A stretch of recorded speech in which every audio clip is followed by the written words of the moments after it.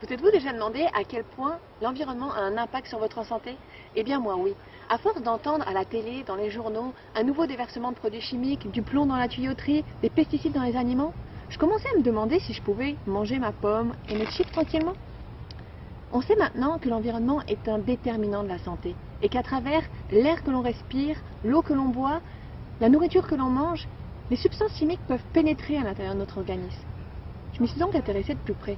Je voulais savoir quels étaient les risques que je courais ici, au Canada, dans cet environnement. En commençant les recherches, j'ai été soulagée de voir que je n'étais pas la seule à m'en inquiéter.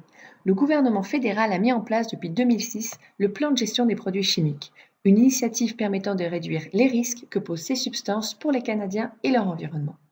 Et un des éléments clés de ce programme est la surveillance, dont la biosurveillance fait partie. La biosurveillance, c'est tout simplement la mesure du niveau de produits chimiques dans votre organisme à partir d'échantillons de sang, d'urine ou de cheveux par exemple. Pour donner un exemple, le plomb, dont les sources sont bien connues, peut être mesuré grâce à une analyse dans le sang et on pourra connaître la concentration de plomb dans votre organisme. Pour effectuer cette biosurveillance, le gouvernement fédéral a mis en place une grande enquête à l'échelle nationale nommée l'Enquête canadienne sur les mesures de la santé ou ECMS.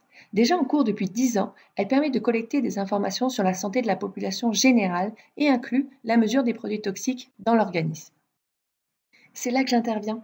Mon mandat de stage est d'analyser les données de biosurveillance de l'ECMS dans un contexte de risque à la santé de la population. Comment? En comparant les données de l'enquête à des valeurs d'équivalent de biosurveillance ou BE. Pour faire simple, ces BE sont des valeurs limites établies pour la population. En dessous de ces valeurs, on considère que la probabilité de survenue des effets néfastes à la santé est faible. Si le niveau mesuré dans l'organisme dépasse la valeur de BE, alors on va mettre un petit drapeau rouge qui marquera cette substance en priorité élevée. Oui, allez-vous me dire, mais pourquoi faire? Tout d'abord, cela permet de focaliser les efforts sur ces substances en particulier pour les étudier de manière plus approfondie, comme par exemple chercher toutes les sources d'exposition possibles. Mais aussi, cela pourrait permettre d'orienter la gestion des risques, prendre des actions pour diminuer l'exposition à ces substances par exemple. Pour l'instant, on observe que les valeurs d'exposition aux substances semblent faibles. Seulement certaines démontrent un excès et sont donc à prioriser.